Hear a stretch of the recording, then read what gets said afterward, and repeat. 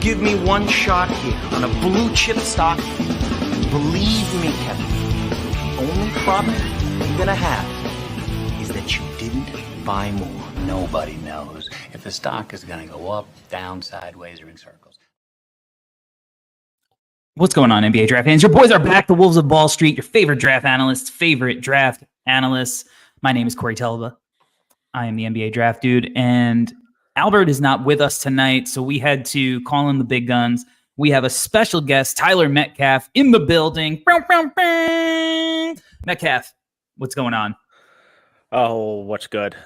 Big shoes to fill. Hopefully I can provide the same level of insight and, more importantly, entertainment that Albert brings on a weekly basis. So this should be a fun one, at least. So I'm excited for it. Appreciate the invite. Well, we're all going to have goals that we need to aspire to. So maybe you live up to it. Maybe you don't. I don't know. That's what we call potential in this business. And we're going to find out as the show goes along. So because Albert's not here, we're going to move away from a traditional scouting podcast. And because we have, the lottery coming up, we're in the midst of the NBA playoffs. I figured let's get some follower, listener, subscriber questions out, answer some questions about the draft because things are heating up in a big way.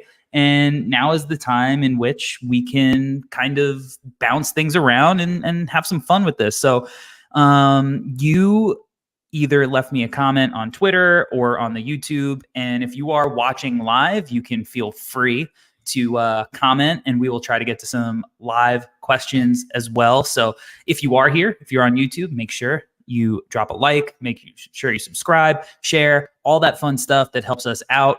And if you're watching on X or you're listening on the podcast feed, thanks for being here as always. So let's start off with NBA Draft Point asks, who are guys testing the waters you think will return to college?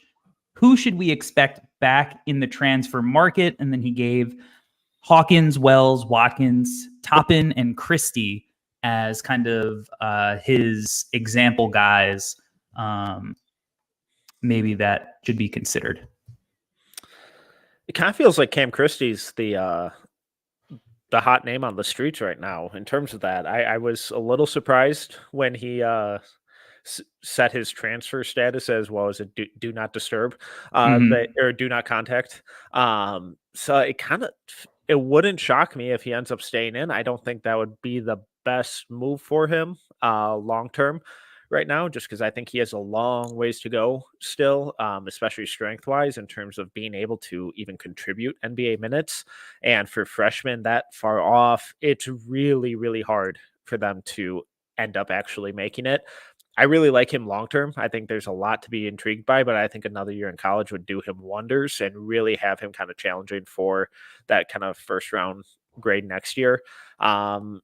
And then this is another one that I'm really surprised is at this point right now, but Johnny Furphy seems to be more up in the air than we maybe would have thought about like a month ago. That is a shocking one. Furphy would shock me, especially a lot of wings in the next class. And as wide open as this seems, ultimately, I think he stays. I think he's going to go through the process. I think teams are going to see how big he is in person. He's going to be shooting in person. He's athletic. In this kind of setting, I think he's going to do well. Now, with that said, similarly to Christie, I can't fault guys for returning to college. Although Christie, like you said, I do think, I think he might kind of be staying in.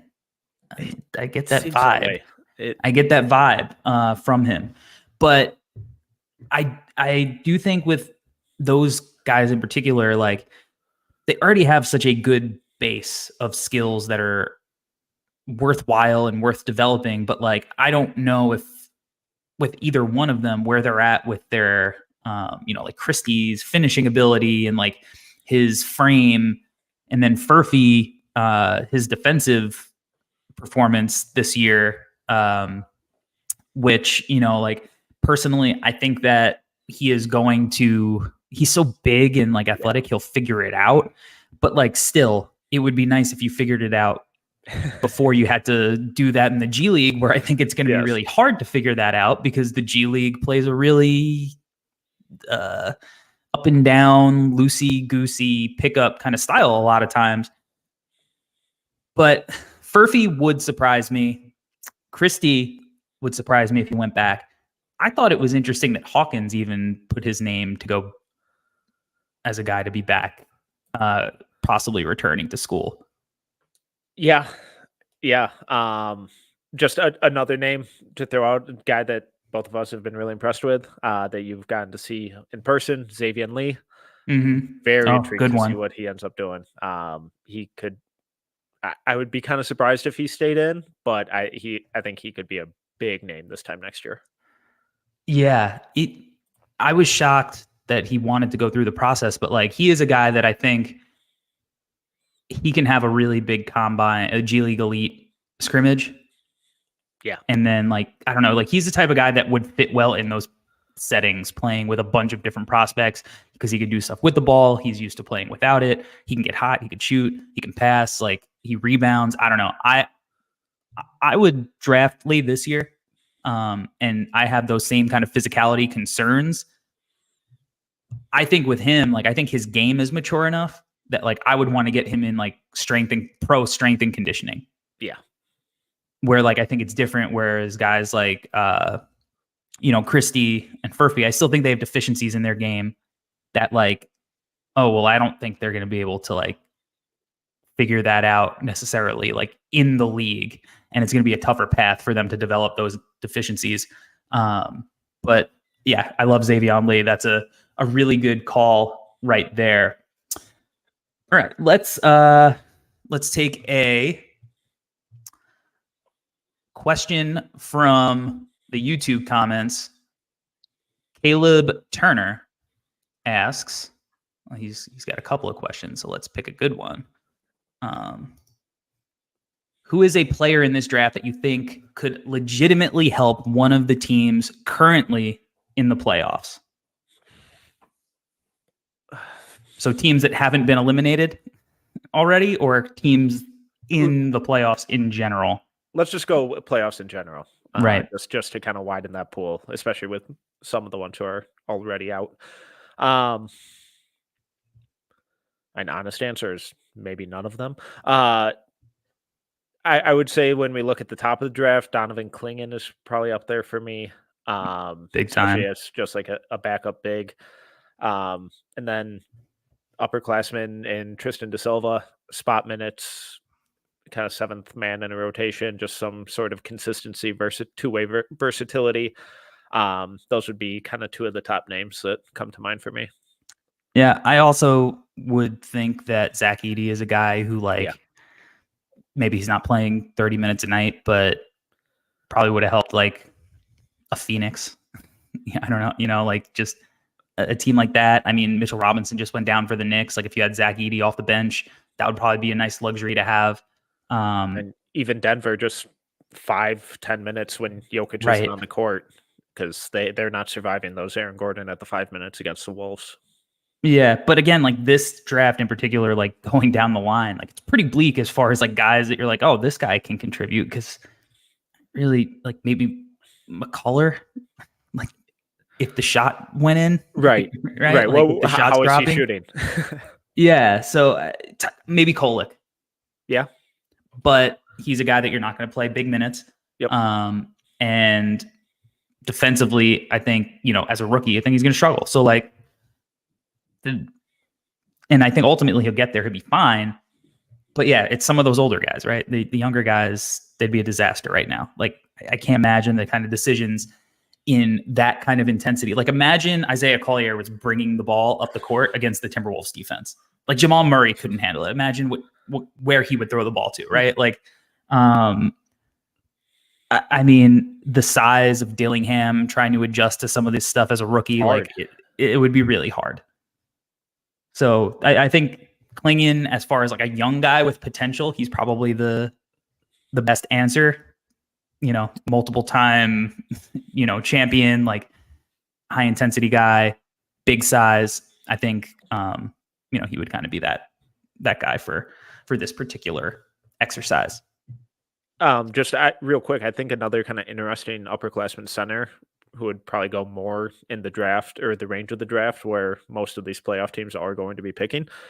I think DaRon Holmes could provide some spot minutes with his ability to kind of space the floor a little bit, rebound, keep the ball moving, protect the rim a little bit. So not big time minutes, but again, 5 to 10 minutes off the bench. I think you could do a lot worse. Well, let's stick with DaRon because I know we got a few DaRon Holmes questions. So Aces, Neil Aces asks thoughts on DaRon Holmes and which team would possibly be a fit for even for teams currently not in the draft. He's going to get drafted. Yeah. And I think he's going to get drafted in the first round. So agreed. I think we'll be pretty safe keeping it to first round teams for DaRon. Yeah, and I really like DaRon. I've had some people voice some concerns about the drop in offensive rebounding numbers, where his offensive rebounding rate has basically been cut in half this year from last year. But I think playing on the perimeter more. Exactly. You have to look at the context, and you look at the 3-point attempts, and they've nearly quadrupled this year. So he's out on the perimeter more. So he's not in the spot. He's a really good rebounder. The defensive rebounding rates continue to rise. He has multiple years of really good offensive rebounding numbers. Don't worry about the rebounding numbers. Look at the context and the fact that he's spacing it a lot more. The volume increased. The percentages increased. It's all really good stuff. So I really like DaRon. And like you said, I'd be shocked if he doesn't go first round. Yeah. And I've, had the privilege of spent 2 pre-draft processes around DaRon, the person, and he's like awesome worker, awesome personality, like good kid, like his intel is going to be phenomenal. Last year, unfortunately, he had a pneumonia during the combine. So he didn't have a great performance there, but there was a reason. He was sick. He was sick even the few times I went to see him last year. He was sick for a while, but his production was pretty crazy. Let's break out a little BART query, which, if you're a scout, you have to do. So guys who shot 38% or better from 3, made 33s, made 30 dunks, and had a BPM box plus minus better than 10. Here's the list: Keegan Murray, Frank Kaminsky, Mikal Bridges, Derek Williams, Lonzo Ball, Obi Toppin, Victor Oladipo, PJ Washington, Chet Holmgren, Jaren Jackson, and DaRon Holmes. Now, you might look at that list and be like, all right, well, Kaminsky, Derek Williams, these are all guys. Every one of those picks was a lottery pick. Every one of those guys. I would be skeptical of taking DaRon in the lottery, even in a draft like this. But if we look back, 5 years from now, where, we shoot ahead 5 years and DaRon is one of the better players from this class, I am not going to be surprised. I also will say, going to see him, and obviously we have to get official measurements and weights, he's up to 240. Ooh. Yeah. So I think he's listed at like 220, but yeah, he looks big. He told me he's at 240. I think he wants to get to 245 so he can handle that physicality. Like I said, he's shooting it well. And his context ultimately wasn't like perfect in college either. I think he's going to be doing a lot more, like, instead of going in the post and passing out of the post where he shows his playmaking, he'll do like more short roll stuff. He'll be more efficient, like getting as a lob threat when he has like real guys to throw him lobs. So, and then he's going to continue to grow as a shooter. So like his game is going to thrive, I think, at the next level. And then, I think if you look and you see him playing like a Bobby Portis type role on a team, and you mentioned like how maybe he could help a team. I think he's a guy down the line, especially, is going to be a guy you go, okay, smart player, simple game, can play next to a bunch of people. I think he can, play in that kind of role ultimately. Okay, let's go back to the YouTube comments. All right. A lot of comments mixed in with these questions. All right.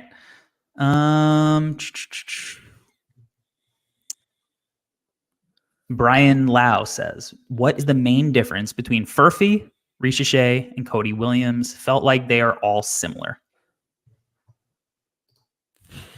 It's a loaded question. It is. I think Furphy and Ricochet are more similar than Cody. Cody, I think you can kind of envision maybe having a little bit more like connective playmaking juice. Yeah. Whereas I think Ricochet and Furphy are both like, and Ricochet is like miles ahead of Furphy as a defender, for sure. But I think offensively, you can look at the role that they play as like play finishers, get out, be athletic, cut, knock down shots, movement, spot up, whatever. Maybe every now and then you get some kind of like quick pick and roll action when the ball swings their way. But ultimately you have like that finisher vibe where all like Cody also has the finishing stuff, but even though his percentages were great from three, still need to see the higher volume. And he's much more of like a, let me get to the rim, finish efficiently, finish with touch on these like, little floater shots. I feel like he's kind of in a different lane than Furphy and Ricochet. I tend to agree. Ricochet defensively, I think, is miles ahead of both of them. Offensively, him and Furphy, I think, are purely play finishers and off-ball shooters, off-ball scorers. I think Ricochet's kind of craft and versatility finishing or scoring off-ball is a handful of steps ahead of Furphy's right now, where Furphy's awesome in transition. We saw that 2-month stretch of the shot falling at just a ridiculous rate, tailed off as the season went on, as he quickly ascended the opposing team's scouting reports. But that consistency to attack closeouts and be a kind of pseudo second side creator isn't there at all right now for Furphy. Whereas Ricochet has at least shown flashes of that. He's been awesome in transition. The outside shot, I know he's kind of gone through a slump here, but it's still just under 40%, nearing a 60-game sample size. So I view those guys as more of just the purely 3-and-D kind of archetype, whereas Cody, you squint, you're really optimistic. I think there's a lot more upside for him as that second side creator, as that kind of not necessarily a true wing creator, but someone who can run a second side pick and roll, can make some more high level passes, and kind of keep the overall offensive flow going just a little bit more dynamically than those other two guys.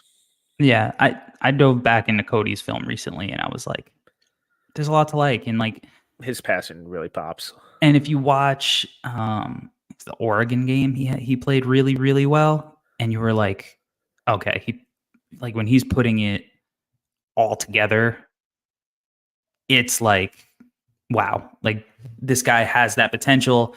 The frame like is there, or it's not there, but like it has the potential to be there. Like you could see the skeletons of it.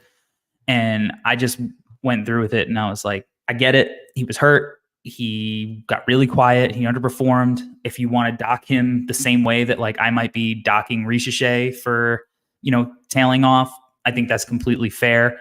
But man, when it's together, he's like coming off screens and hitting pull up, in the mid range. He's knocking spot up shots down. Like some of his dunks, like, and they're mostly in transition, but a couple like off cuts and whatever in the half court, like early where he was like, had a little more vertical pop. Pretty intense. Yeah, I mean, he's fun when he gets a clear lane. I mean, honestly, all three of these guys are. All three of them have some pretty impressive vertical pop, but I'm very excited to see what Cody looks like when he puts on another 15 pounds, because that's where so much more of his game is, I think, going to take that next leap. And the other thing, I mean, all three of them, to be fair, but like Cody looks huge to me. And, we've seen him in person, and I think we can attest, like, he is, like, if he's 6'8", it's a legit 6'8". That's what 6'8" looks like. It's not like the DaRon Holland 6'8". No. So No, he was yeah, definitely taller than Holland when we saw him. yeah, no doubt. Okay. Moving on back to Twitter. All right. Dogs Play Poker asks, which teams would not take Sar first?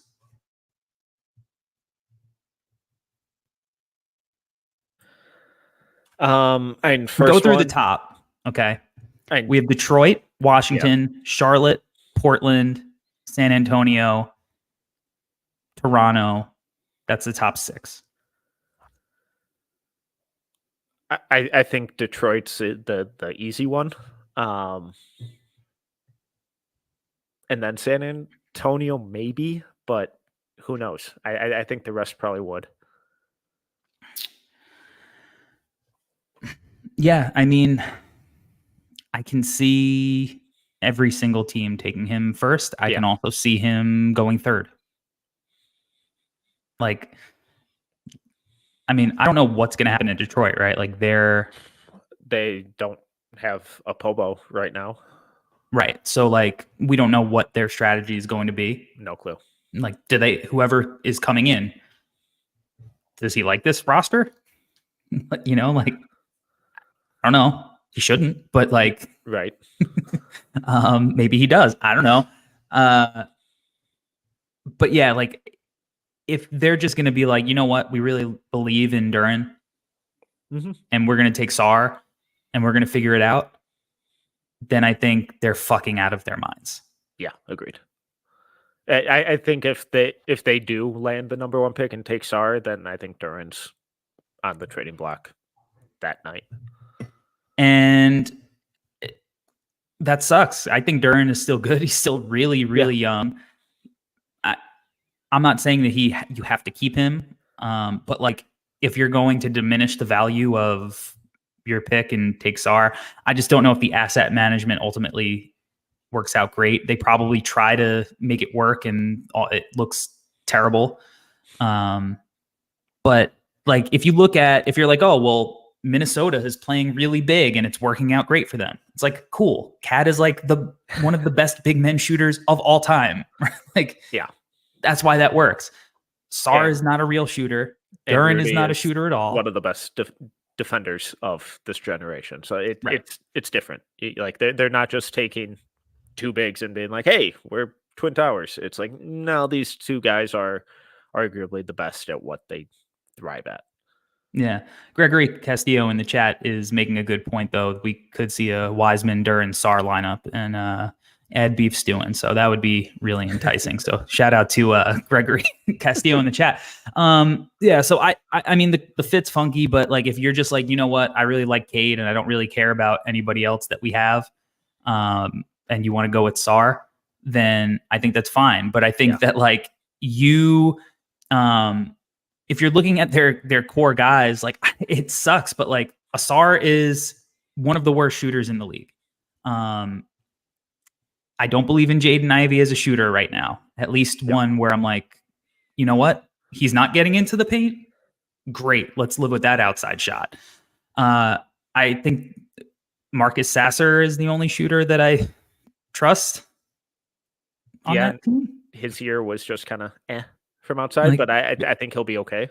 You know, Cade is he's a good shooter, but he's not a great shooter.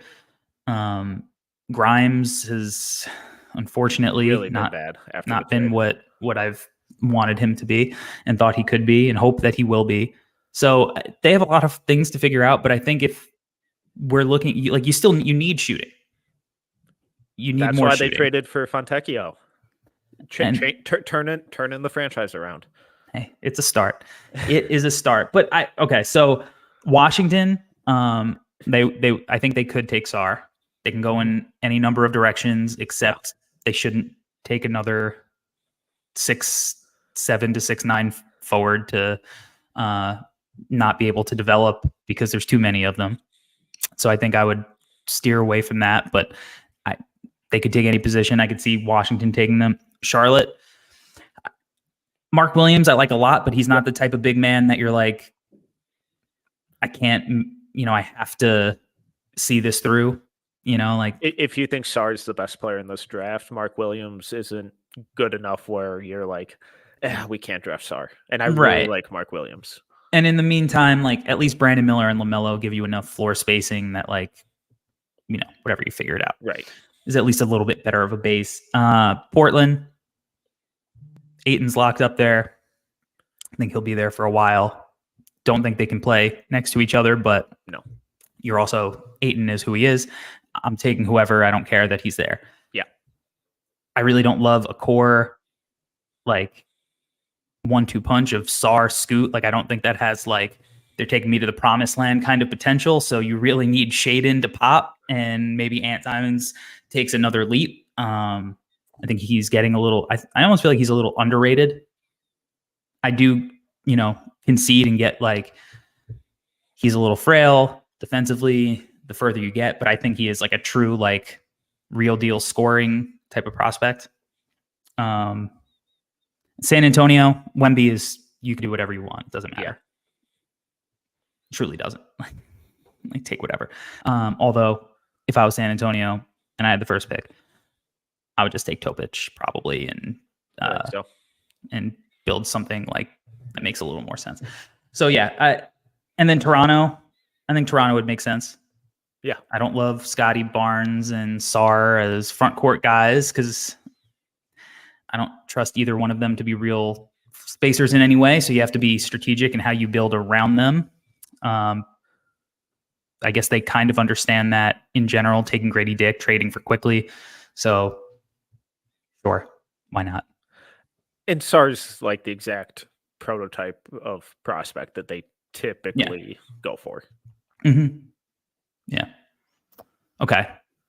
Let's go back to the YouTube comments.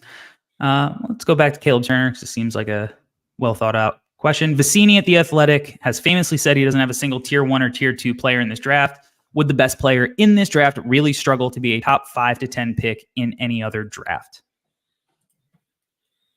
Oh boy. I would have to go through historically the last few drafts, but I will say I think that point is mostly true. Like in last year's draft, I definitely wouldn't take any player. Yeah, so in top 5 here for last year's Victor, Brandon Miller, Scoot, Amen, and Sarr.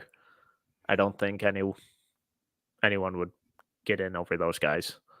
No, and even like going back to like where I was at personally, like Jarris, I still would rank ahead. I would take him 1 in this class.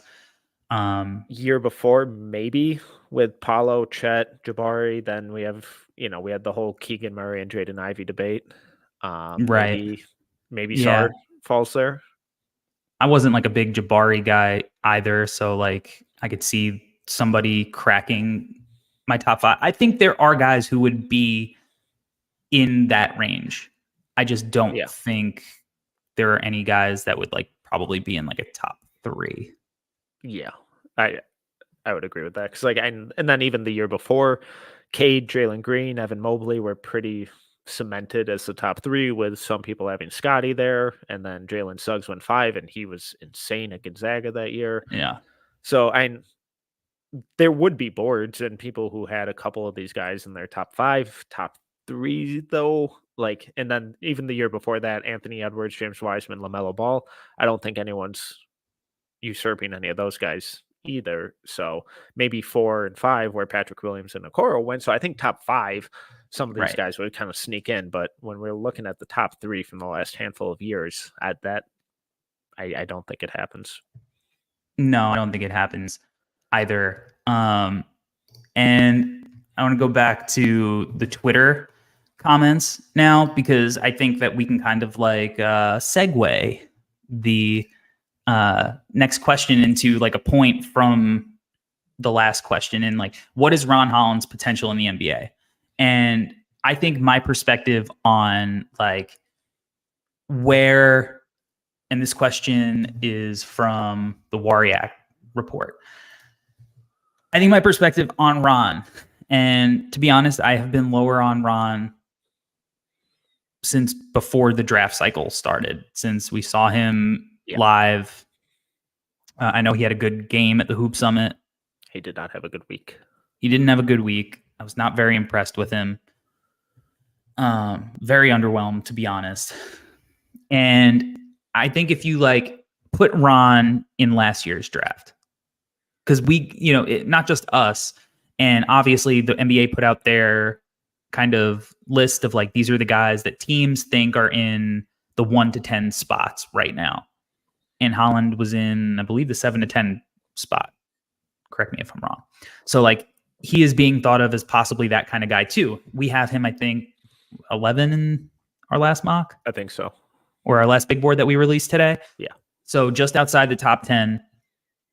And a lot of people are like, that's crazy, right? And it's like, where would Ron Holland go in last draft? Why is Ron Holland a better prospect than Cam Whitmore, who went 20 last year? How many wings would you have to get to last year before you were like, I need to have Ron Holland now? Would he have gone ahead of Amen and Asar? No chance. Would he have gone ahead of Brandon Miller? No chance. Jarris? Anthony Black? I wouldn't. I don't think teams would have thought that either. I think the first guy you can make the argument for, and I think that the pick is very team specific, in which he would not have gone there, is Orlando, just from a talent perspective. But I think the Jet thing was like, hey, we know we have a shooting deficiency. We're going to pick somebody who we believe is, the best shooter. Maybe Toronto takes him over Grady Dick.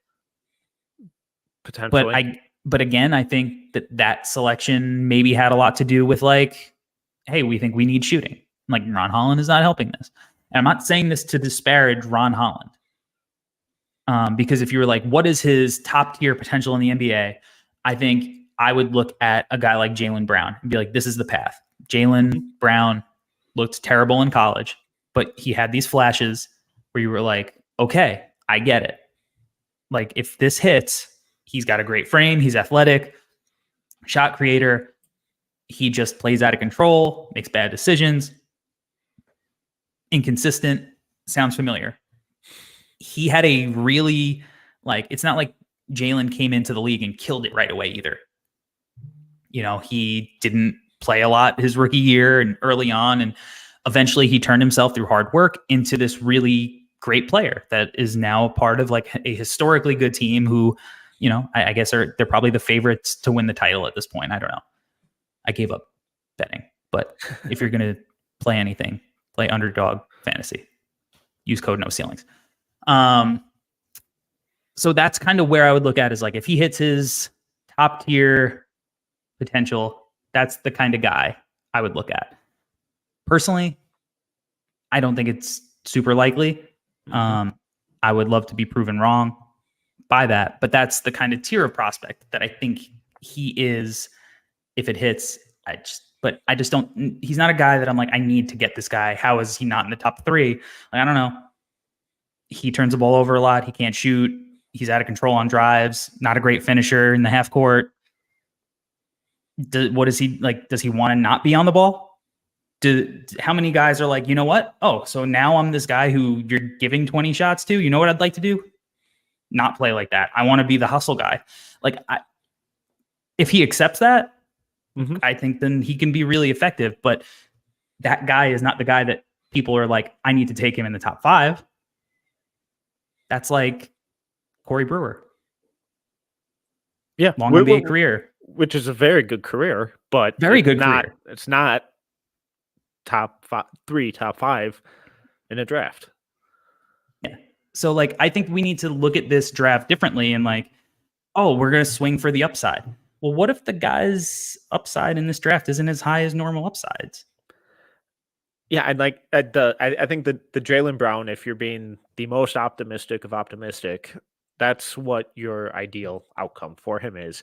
And if you're having him top 3 on your board, that's who you're envisioning he becomes, which, okay, awesome. My counter to that is, what is the feasibility of that actually happening? How likely is it for him to actually hit that outcome? Because that Jaylen Brown is a hell of a player and has gone a long way from where he was. He is an outlier developmental story. We don't typically see guys do that. So maybe Ron ends up doing that.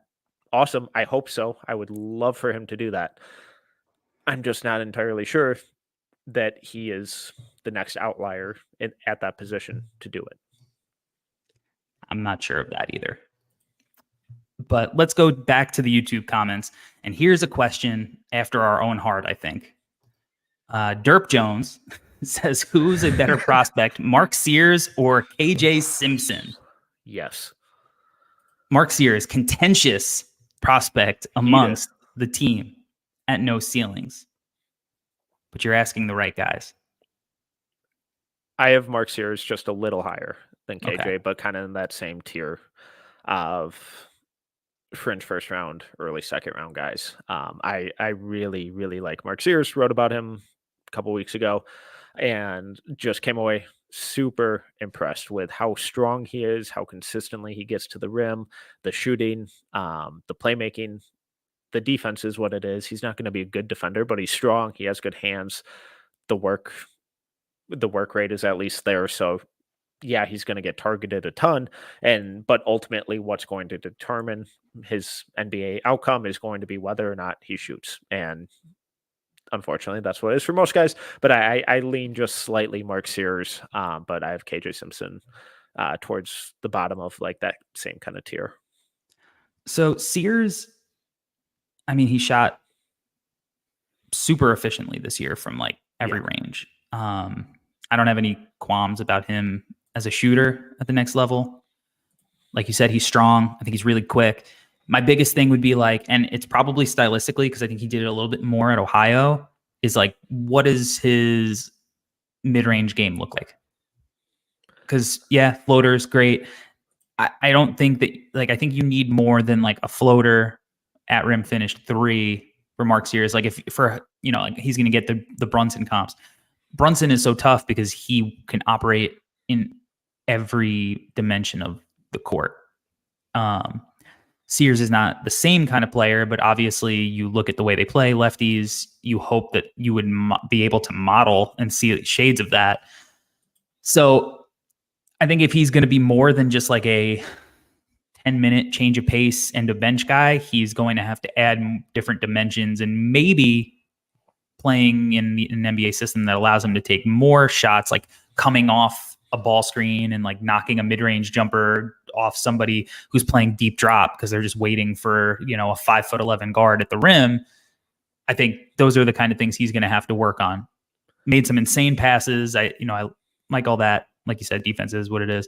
I have KJ a little bit higher than him. Just another guy, insane year this year.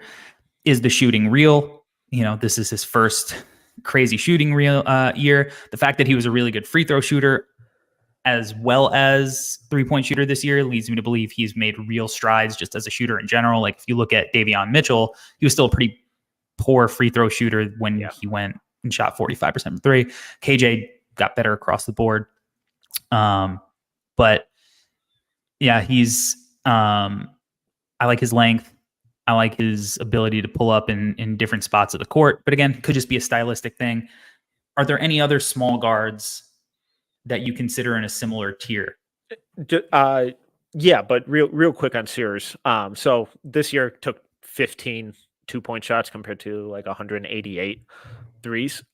We kind of saw that similar thing with Brandon Miller, where Alabama just doesn't shoot mid-range jumpers. That's their style. I get it, whatever. As a sophomore at Ohio, his Sears did take 71 2-point jumpers. He shot sub 25% on them, so not great. But do you think how much, or how do you kind of balance Alabama's play style and what they ask their guys to do and what Sears was so good at already with the outside shooting, and try and translate that into how it can actually translate to an NBA context? Yeah, I mean, I think it's a question a lot of people try to figure out. I think you do have to go back and look at how they've played in different contexts. Listening to Ignacio on the Deep Dives podcast this week, he was talking about how like Sarr, one of the cool things is we've gotten to see him play in FIBA and overtime in the NBL. We got to see the games against the Ignite. Like we've got to see him in all these different contexts. So I think that does help when you're like does this player have this part of his game? Because like the reason that I really liked Brandon Miller coming into the year and I had him as top 5 before he started playing is because in EYBL, he was hitting like Paul George, like turnaround, fadeaway, mid-range shots. I didn't even think he was going to shoot the 3 that well. Yeah. I was, and then when he did that, I was like, oh, well, this guy's like a no-brainer home run now because I know that he's going to have the mid-range game. So going back and doing that, sometimes it helps. Sometimes maybe guys are going to show stuff that they don't necessarily have, but like, or they're not going to be able to use at the next level. But other times you get examples like that. So I think it's going to be important to like look at those shots in Ohio and be like, well, is he just a better shooter now? And like, can he hit those pull-ups in the mid-range now? And like, I think that's probably the answer is probably yes. I went back and watched some of the Ohio stuff and I was like, yeah, I think he's going to hit these. So, but I think it's context dependent on each guy. And for a guy like him who plays with the ball in his hand so much, I think it's like a little easier to project like that part of his game coming along versus like the guard going to Kansas who transferred to Kansas. Oh my God. Not Kugel because he just dropped. Who played at Alabama with him. Griffin. Right. Rylan Griffin. Like, I don't know. I think, with him, maybe it's easier to see for me, like Sears being able to develop like the different dimensions than a guy like Griffin getting to. Because I don't know if he's going to play with the ball in his hands as much at the next level. Or Sears, like if he's not playing with the ball in his hands, like he doesn't need to be on the floor. For sure. Yeah. So are there any other small guards outside of like KJ and Mark Sears? Because this is a small guard draft that you kind of like that, are not Dillingham and Reed Shepherd at the top. I have Devin Carter and Tyler Kolek just ahead of those two guys. I don't know if you consider them small, probably. Bob Carrington, I think he's like 6'5", though. So he's tall, but he's skinny. He's light. He's definitely a too small guy. He's tall and long. Yeah, and then just a couple guys after KJ and Sears. I'm still intrigued by Reese Beekman, not in terms of upside, but you just kind of know what you're going to get with them. AJ Mitchell, Juan Nunez. That's about it, though. So do you like Beekman more than Shed? Oh, no, I left Shed off. I need to move him. No, I like Shed more. Me too. Yeah. I really like Shed a lot. And after speaking to him and seeing how he reads the game and his approach, I'm like pretty confident he's going to be a pro. Yeah. Like for a long time.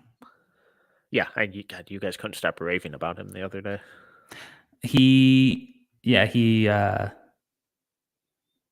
For anybody who hasn't done so yet, watch the film session I did with him. It's like 45 minutes and I had to edit out like an hour because we really broke down film. Like he can really talk the game and you'll learn a lot. And he's got a great personality, but defensively, I think he is like the best of the group by far. And I think his form on his jumper is like workable enough and he knows what he needs to do to fix it. And like, I think he's going to shoot it adequately enough. And he's going to be like just one of these guys that are like, the Pat Bevs that just stick around and are just dogs off somebody's bench for like a really, really, really long time. Yeah. But yeah, I totally agree. Okay. Let's go back to Twitter. And our friend Resball asks, how far apart are Dalton Knecht and Peyton Sandfort in terms of their long-term NBA projections? So this is hard for me just because I think they're two completely different players in terms like stylistically, whereas I just see so much more creation and on-ball scoring with Dalton than Peyton. Peyton's grown on me, but I still have Dalton way, way, way ahead. Me too. And like, I just, got to hang out with Peyton and see him shoot. And I've been doing, a dive on Peyton for something. He really might be like the best shooter in this class long term. Yeah. But he is much more of like the traditional like specialist role that you would think of in like a JJ Redick or a Duncan Robinson, like one of those guys. Like the shots that he hits, like They're off tough. balance, movement are insane. Yeah. His volume was crazy, 91% at the line. So just as like strictly from a shooting perspective, if you're like, who is the better shooter? Like, I think Peyton Sandfort's probably the better shooter. Yeah. Pure. And Sandfort has other aspects of his game. He's a good rebounder. I think he's a better passer than he's gonna be given credit for. Yep. He can attack a closeout. He's got like this Dirk fadeaway game in the mid range because he's got this high release. He definitely needs to develop physically. Yes. And that is a big part of why Dalton is as much of a problem for defenses as he is. Because he is really strong. He's more athletic. He's got, I think, more ability to score from different spots in different ways. So, look, if you were telling me like impact wise, like, do they have similar impacts down the line? I can see like saying maybe, but like, I think is potential to be like, all right, like if we put Dalton in Orlando somehow and Dalton reaches like 85% of what we think he's going to be, and he's just like this 6'6", 6'7" guy who's shooting 37% from three, scoring in like the mid range, and like I just think he has an opportunity to be more impactful on the offensive end. Agreed. So I think they're pretty far apart in terms of maybe not what like their NBA projections are realistically as far as impact, but potential wise, like I think Dalton's ability to create is just like with the ball in his hands more than just like attacking a closeout, a couple of dribbles off a screen. He's just got more layers. Yeah. If you took Dalton off that Tennessee team, they're looking like Virginia this year. I think that's how bad their offense would have been.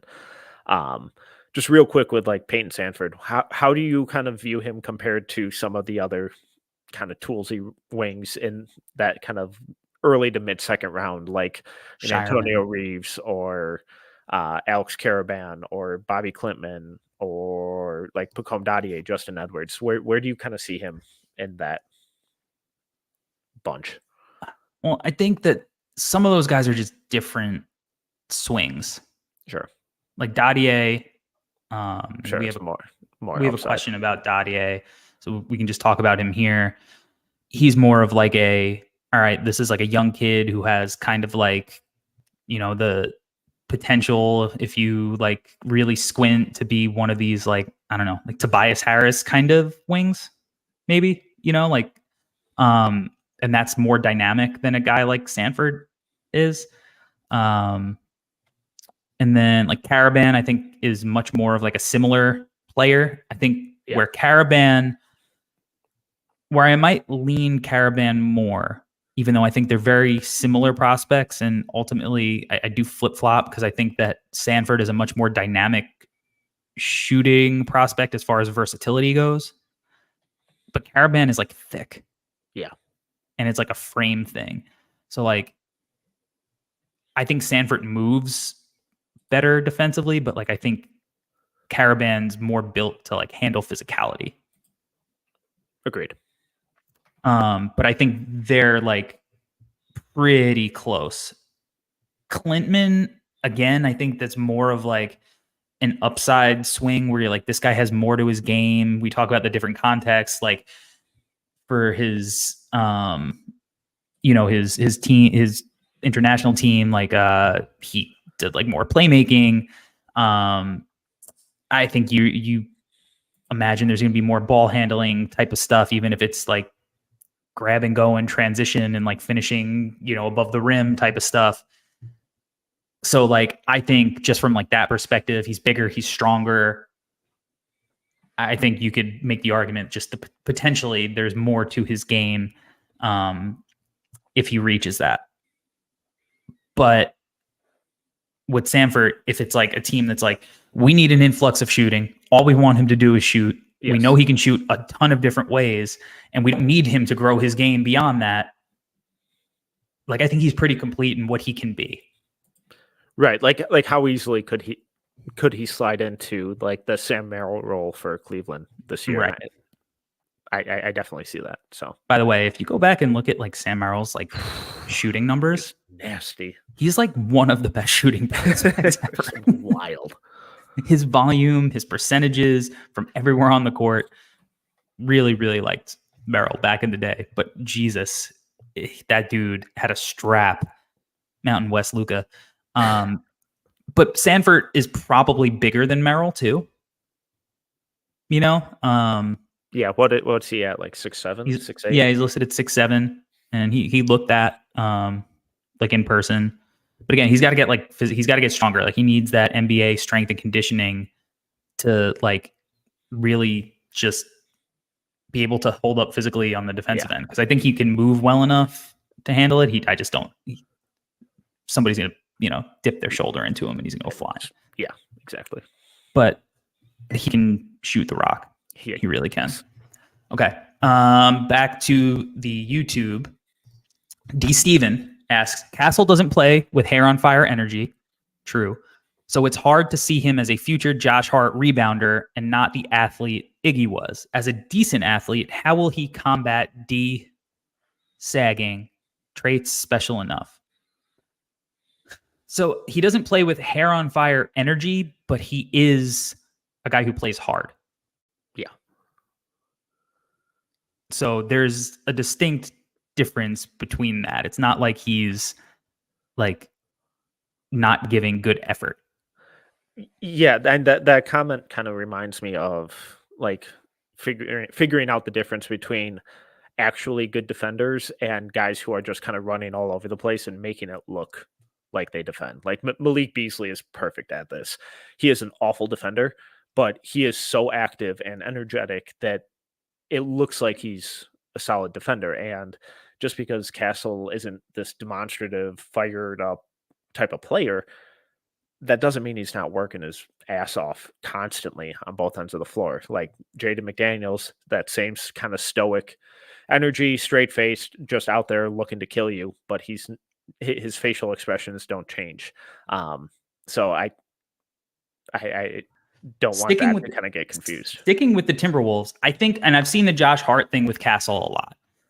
I don't think that's the guy in the playoffs that I've seen where I'm like, this is what Steph Castle can be. And this is a low end for Castle, by the way.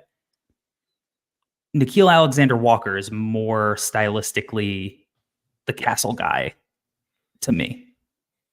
As like a 6'5" wing, point of attack, skinny over screens, using his length, like just shadowing you, knocking down spot ups, and then like has enough juice off the bounce, can make a pass, all of that. I think that Castle has more to his game as far as the potential, and I think he's more likely to reach his potential than the player that Nickeil Alexander-Walker was like potentially billed at coming out of college. Mm-hmm. What he could do. But I think like as a low end, it's not hard for me to see like Castle kind of harassing dudes all the way up the court and smiling at them in like a big moment. I think he's going to. I think he's arguably the best perimeter defender in this class. He's insane. Probably top 3, just depending on how you want to classify Ryan Dunn. But I had very low expectations for his defense coming out of high school based on what he looked like. And he is a terrorist on that end of the floor. It is absurd. And then you just kind of factor in how he just completely transitioned his role from being that on-ball point guard, primary creator, offensive engine in high school, where he's dropping 40 on Ron Holland.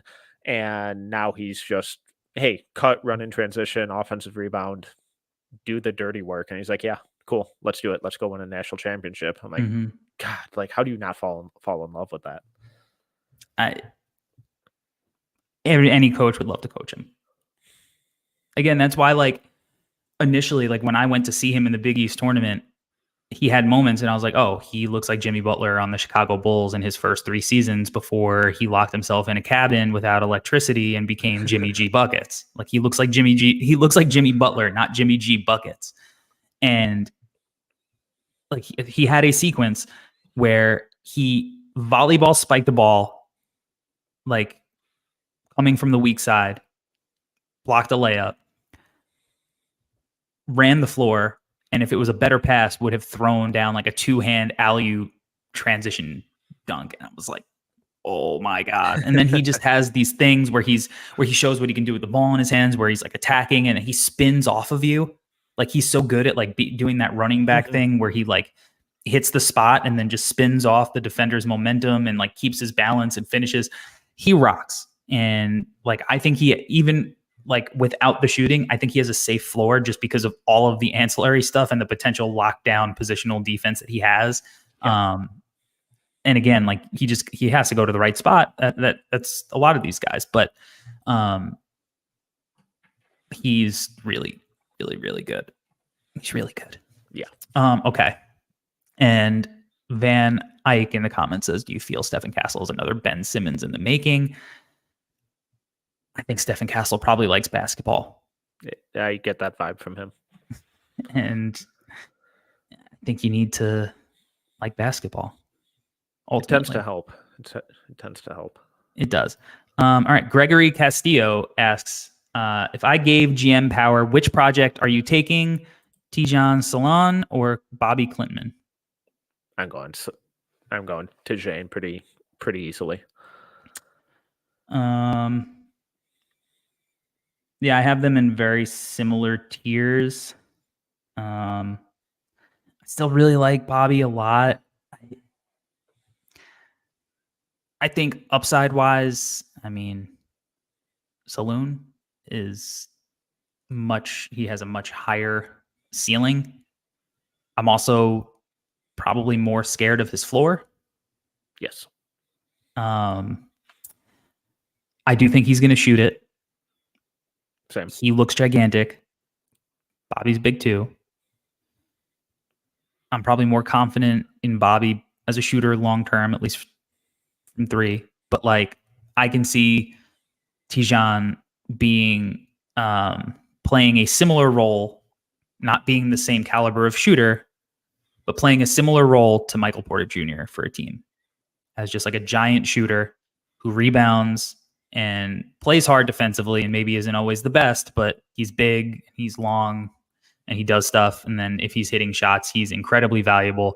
You see some of like the self-creation stuff. It's like a little stiff, but it's also kind of fluid, and it doesn't matter because he's 6'10" or whatever he's going to be. So I think ultimately, I'm probably going to lean that way too. He's just so theoretical at this point. He's fallen in my rankings a lot these last couple weeks. He's constantly the hardest working guy out there. The physical tools are awesome. The highlight tape, the flashes are insane, but he has no clue what he's doing out there. And if he ever figures that out, if something just clicks and the defense really takes a leap up, or he figures out how to do anything inside the free throw line, that's where it's like, oh, okay, now this is really scary. And again, I tend to buy the shooting too. I know the percentages aren't great, but he takes them from deep. He takes some tough movement stuff. I tend to buy it. And if we're just talking home run swing upside project guys, he gets me a lot more excited than Bobby does. Yeah. And I think that's probably going to be the case and Bobby's also older. Yeah. Too. So like if Bobby was the same age, I think there's like a real argument for like the excitement of like the upside, but I think Bobby's we know what he reaches like contributor status as a prospect. There's no like higher end outcome there necessarily for him. All right. Andrew AJ Talk Sports asks, what is holding Keyshawn George back from being a lotto pick? I'm dreaming about an Amen Thompson, Keyshawn George jumbo backcourt with perfect complementary skill sets. I think the answer is nothing is holding him back yet. I can totally see him going in the lottery. Yeah, he could be one of the biggest winners from the combine because he's in my lottery. That Miami team was just abhorrent to watch this year. He's huge. He shoots the crap out of the ball. He's not a good athlete, but he's not. We've seen guys shockingly overcome that before, so I'm not really too worried about it. I think he's got some really fun passing flashes. The combine could be a big leap for him, but he's got a lot of fans. Like, I think he's going to measure well. Yeah. He's going to shoot the crap out of the ball in drills. And, like, he's smooth. You know, like, he's so tall, he doesn't need to play above the rim. He doesn't need to get stronger. That is kind of, like, something that is mandatory for his development because he's not super bursty, like, turning the corner. He does need to be able to, like, bump somebody off their spot. But he's super smooth with the ball. I like his passing. The dude's got a strap, no matter how you look at it. And pairing him with Amen would be super fun. However, Amen's got a long way to go before I think anybody's going to give him the reins as a full-time point guard. I think being a guy who initiates sometimes, like, I was just so impressed by the role that he played with Houston this year and think that is his destiny, to be 20, 24 and beyond Sean Marion. And, like, Marion, obviously better shooter, but funky mechanics. Like, maybe I doubt Amen figures that part of it out. Hopefully he does, but just, like, that kind of athlete who can do some other stuff and just make a super impact. I think that's his destiny rather than the guy we thought he was coming out. And I like that player. Yeah, and I still like the fit of those two guys next to each other, just not with Amen being a heliocentric point guard type. Agreed. Okay. Let's see. Let's go back to our Twitter question. Shout out to everybody following on Twitter because you guys sent a million questions.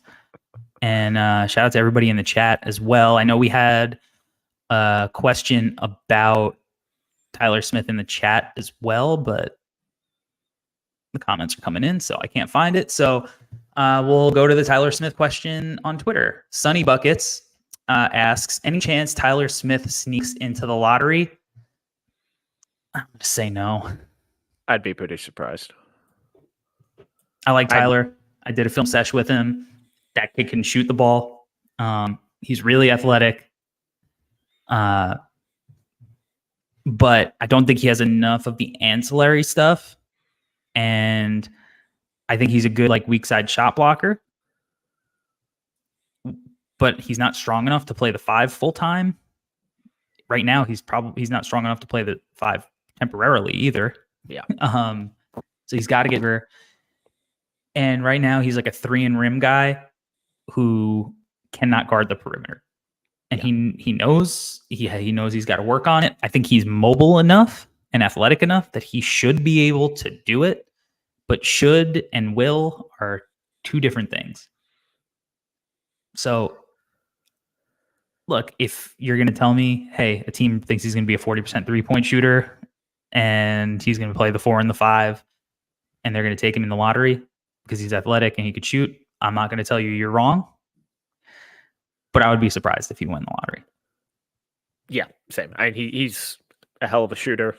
That's arguably the number one thing you kind of have to have.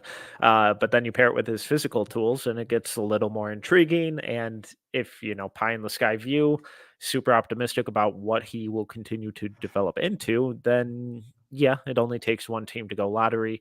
But outside of the shooting, I'm just not entirely sure what else he does. I still think he's an easy first rounder. I have him top 20 right now, but if the shot stops falling, I don't think it will. What does he do? And there isn't really that second skill there. But everything I've heard about him is that he's super self-aware, knows exactly what he has to improve on, and that's really encouraging. So being that big, being that athletic, being that good of a shooter, really, really good place to start at least. Yeah, and look, maybe if he went and did like, to college and he tried to do like a Taylor Hendricks impression, he is a guy who does end up in the lottery. But like, I don't think he got to show that he was a good defender in the G League. So that's something teams will undoubtedly question. Yeah, because he showed the opposite. All right. Beats by Trey asks, Hunter Salas and Bub Carrington, what's their floor and ceilings for draft position, but also roles in the league? Their floor is out of it. I think with most prospects in this draft, the floor is not playing in the league. The ceilings. So I think the floor for both of them from a draft perspective is probably like, what, 45? Yeah. They're two guys who I just kind of think are going to be in that 25 to 50-ish range, where maybe a team trades up late first round to grab one of them. Maybe a contender's just like, we have an open spot. Let's take a swing on them. I would be pretty surprised if either went much higher than that, though. You know what? I could see either of them going in like the 15 to 20 range. I could even see Bub as a guy who, like, on draft night, we're like, whoa, he just went 12? Like, Josh Primo got taken. Yeah. Exactly. Yeah, the draft can be unpredictable. And Bub's shot making is like pretty interesting. Hunter too. Like Hunter, I've been going back watching him. He's grown on me a ton. I like his game a lot. Yeah. And both of these guys need to get stronger. I think there's a much more realistic path for Hunter to get stronger. As a guy who has coached high school basketball for a really long time, the guys who are wearing the long sleeve shirts, they're not doing it because they're trying to, sweat it out in the gym where the gym is cold. They're doing it because they are a little bit insecure probably about how skinny they are, typically. So I think Bub is gonna like weigh in at like something outrageous. And like he's a guy who just physically is not going to be ready for a really long time. Like I don't think he's a guy that you're like, oh, we'll throw him in the G League for a year and then we'll get him in year 2. Like I don't think he's going to be ready in his second year either physically. ESPN has him listed at 190. Yeah, in your bra. Like, like no way. Like I think he's going to weigh in at something below that. Yeah, but he's great handle, really interesting floor vision. You wrote about him really early on about how interesting all this stuff is. So like if the high end outcome is he does put in the work to improve his body and he has all of this stuff and that helps him finish, that he's a guy who at 6'5" is going to be interesting and he could shoot. So like he doesn't have to play on the ball. Hunter, I mean, I think they're both stylistically, skill set wise, really similar. I like Hunter a lot. Pull up game, really interesting, good length. If he is able to get stronger, like he's going to be a guy who plays in the league a long time. I really want to see him finish with his left hand. That'd be nice. Yeah, and the more I've watched Hunter, the more he's grown on me too. And I know he did so much kind of on-ball creation, but we mentioned him earlier, Nickeil Alexander-Walker, and I kind of get some similar vibes of type of player that he could, or archetype, prototype that he could really thrive at being in the NBA, where I think he's a really good spot up shooter. Then he has some of that second side pick and roll creation. The defense, I don't think is quite as, where Nikhil's was coming out of college, but I think it's good. I think he's a solid athlete. And then you have some of the shot creation, playmaking, passing flashes that as a tertiary guy or tertiary offensive option coming off the bench, I think there's some really fun stuff. But that taking that big of a step back, it can be really hard for a lot of guys. We also saw him play more of that, that much lesser role at Gonzaga, though. So who knows? But that type of player, that type of complementary guard / wing, I'm really intrigued by with him. Yeah, and honestly, it wouldn't shock me if both these guys went in the 15 to 20 range. It wouldn't shock me if like both of these guys were gone at that point together. All right. Van Eyck asks from YouTube, this will be the last question that we do. In your mock lottery picks, which 4 players, in your opinion, do you think have the highest basketball IQ? Oh boy. I would say I would put Castle up there. I would put Topic up there. And then probably Shepard and Klingon. Yeah. Just looking at the top of my board. Yeah, I would agree with that. I mean, those are my first 4 guys on my board. There are 4 of my first 5. Those are the first 4 guys. So they would ultimately be like in my quote unquote lottery. They would be my high IQ guys. As far as like who else down the draft a little bit further would I consider to have, really high IQs? Kolek. Yep. For sure.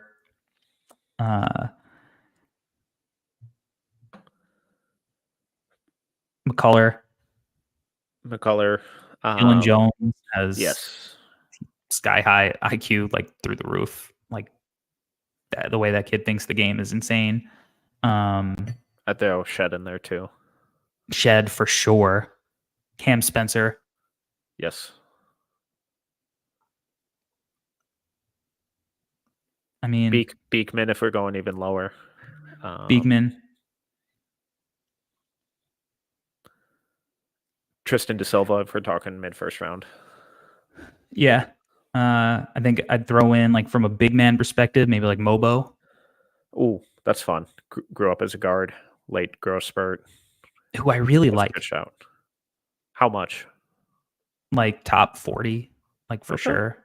Okay. I have him at 36, and like I could see him moving into my first round. My thing with him, okay, like out of the guys who are like, all right, big man, small ball 5, whatever, good passer, he is my favorite out of like the Almanza, Oso, whatever pairing. Like I'll take the guy who's like kind of a freak athlete.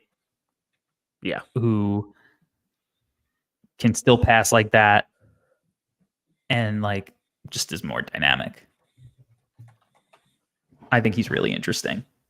Yeah, and I think he's really fun. I need to revisit some of his stuff, but like I have him in my top 60. Yeah. Other guys, Nick Clifford, I think he's got a high IQ. Xavion Lee, I think, is a high IQ as well. So, yeah, good Q&A session. Good mailbag, guys. Appreciate all of your questions. Appreciate all of the comments on YouTube. If you haven't already, make sure you like and subscribe. If you're watching the replay, definitely make sure you do that, and make sure that you tune in to all of the live streams that we're doing. And speaking of live stream, we're going to be doing a live stream reacting to the NBA Draft Lottery. We're going to be doing a live stream after that, doing a first round mock with the lottery results. It's all happening at the No Ceilings NBA YouTube channel, which you guys just helped reach 8,000 subscribers. Incredible. Which absolutely rocks. So we appreciate you doing that. But you need to tap in. We're probably going to, I think the lottery is 3:30 Eastern time. I think that sounds right. Sounds right. So if so, we're going to go, I think at like 3:15, maybe talk about certain scenarios for, 15 minutes, react, talk about that. And then we're going to do the mock right after. So make sure you're locked in. You can watch a replay too. You could even listen to it on the No Ceilings podcast feed if you can't watch it on YouTube. So if you're going to do that, you're going to need to go to No Ceilings NBA on your podcast feed, Spotify, Apple. There's probably some other ones that you use. That's fine. We're not going to judge you for that, but give us a rating, 5-star review. All of that stuff really helps. And Metcalf, before we get out of here, tell the people where they can find you on the World Wide Web. At TMetcalf11 on Twitter and No Ceilings NBA everywhere else. Awesome All right, stuff. we got there. cooking up Team is working episode wise. Rucker and I will be running through the latest No Ceilings composite big board that went up today or Wednesday this week. So we'll be running through that, likes, dislikes, biggest differences, and shenanigans are sure to ensue. Can't wait for that. You can follow me at Corey Tulliva on Twitter, NBA Draft Dude, elsewhere, YouTube, Instagram, TikTok. Follow our TikTok, No Ceilings NBA, on all our socials as well. A lot of film sessions. So many. Been doing a lot of film sessions those. to the point where I'm having anxiety about being able to edit all of them. But I've got like 5 in the bank right now that I've done that I'm trying to edit and get out to you. Have a bunch more scheduled, which I'm excited about, and have even done a few for the summer going into 2025. So we got just so many of these things, sitting down with these prospects, picking their brains, watching the film, get to it, watch it, subscribe to it, all the stuff we just said. Until next time, we're out. Peace. See you.